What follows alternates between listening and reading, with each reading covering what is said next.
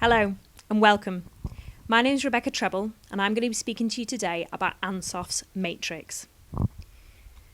Now, Ansoff's matrix was developed by Igor Ansoff, the father of strategic management.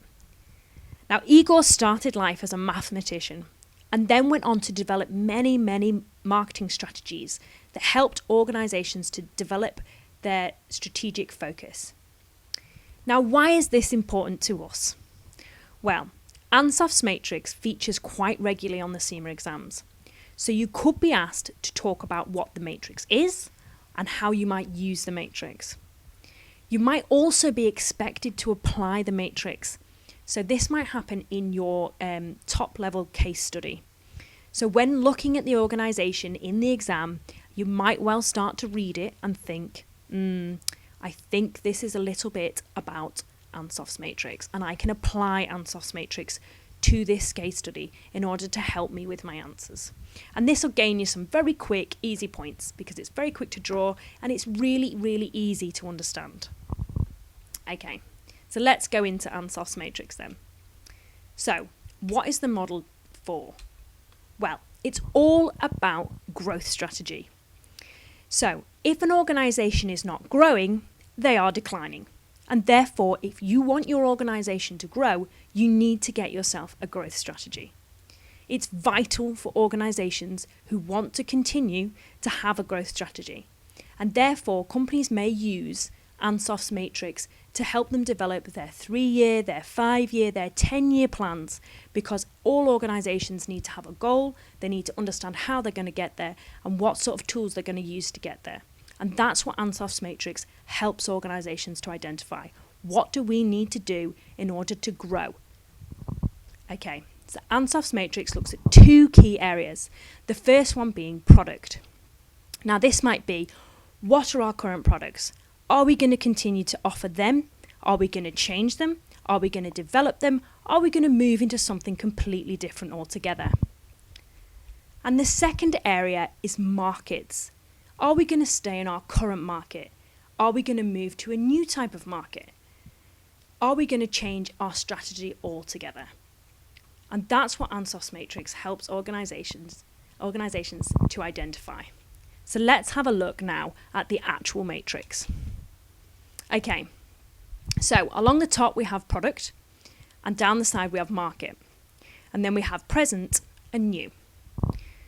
So the first part of Ansoff's matrix is looking at taking your product in the present market and the present product and looking at how you can then grow in that market. So this is penetrating the current market that you're in with the current product that you've got. So this might be looking at ways in which you can gain more from the current market, so you can steal more market share.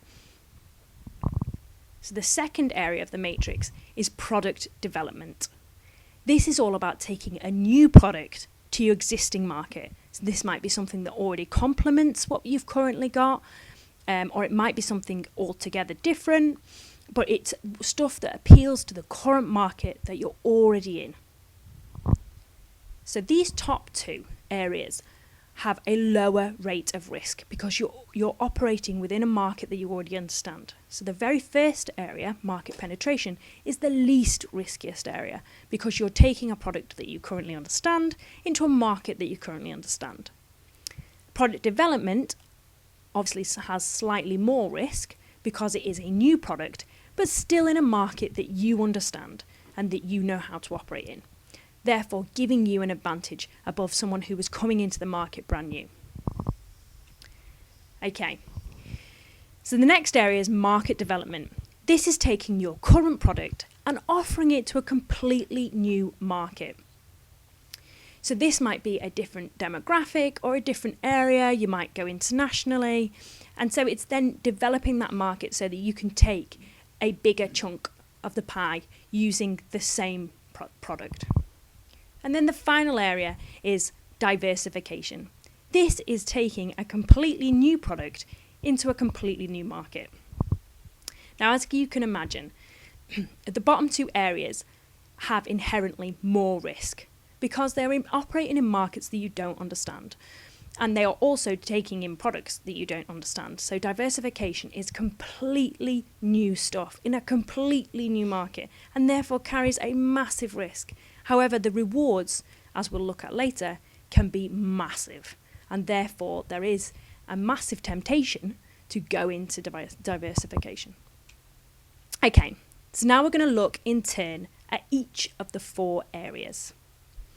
So starting with market penetration. So, market penetration is low risk, looking at your current market with your current product. And the aim of the game is to increase the purchase of your product. Okay, so you might do this in 2 ways.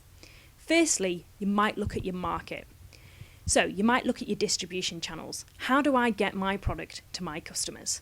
So you might look at new developments such as click and collect, reserve online, collect in store. You might look at home deliveries or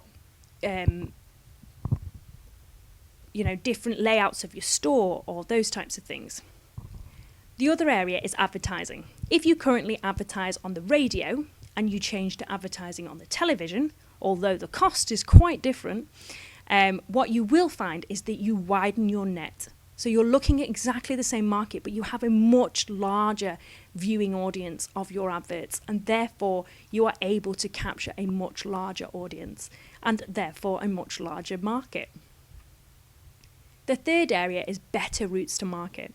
If you are currently a store on the high street and you do not have an online offer, don't have an online website, you're missing out on a massive chunk of the current market. So you could gain a better route to market by getting an online store. The reverse of that could be that you are completely online. And what you could do is you could set up a pop-up shop in the centre of London, offering people the view of your products. Get them to come into store, get them to try them out, and then they get to feel them and experience your product, and then go online and buy them. And that can be really, really effective for online organisations. The other area that you can look at for penetration of the market is product. So often companies will do a combination of the two here. They'll do a little bit of market and they'll do quite a lot of product. Product's normally the key focus area, and it's normally within their pricing strategy.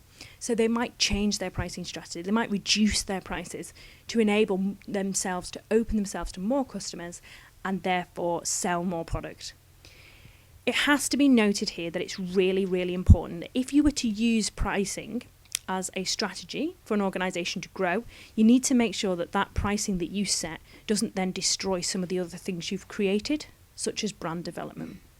So you wouldn't catch Bentley Motors doing a pricing strategy at pricing their best model at £10,000, because that would completely devalue their brand and therefore would not be an effective growth strategy.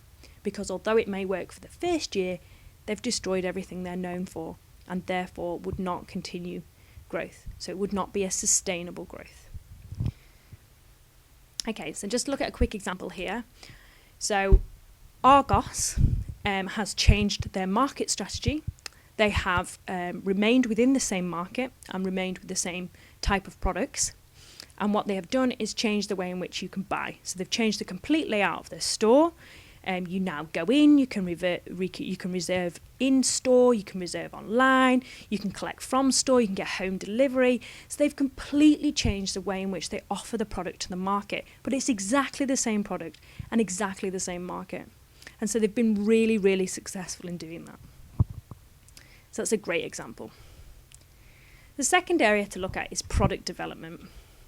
Now, product development is new products in the current market. So this is changing the offer of what product you offer out to the customer. So this might be development of the product that you've currently got. So you might add some extra features to it, or you might change the labelling, or you might develop a whole new product altogether, or something that complements your current product. So the aim here is growth through increased product range. So what you need is to develop more products in the same market, giving you more market growth, giving more share of the same market. Okay, so an example here would be McDonald's. McDonald's created their McDonald's salad to enable them to offer something to the healthy customer. Now, the healthy customer was the exact same market, except the market's taste had changed. And this was them then reacting to that to make sure they could continue growth. So while maybe your husband might go in for a Big Mac, the wife might have a salad. Or you might offer your children a Happy Meal and then sit there and have a salad yourself. But what it meant was that it was able to still facilitate the same market, but through a slightly different product range. The other area, staying with food and drink, would be Coca-Cola. Now, Coca-Cola has not just these 4 ranges here, as I'm sure you're aware. We have vanilla, we've got lime, we've got cherry, we've got all the different flavours. We've here got light and life and zero.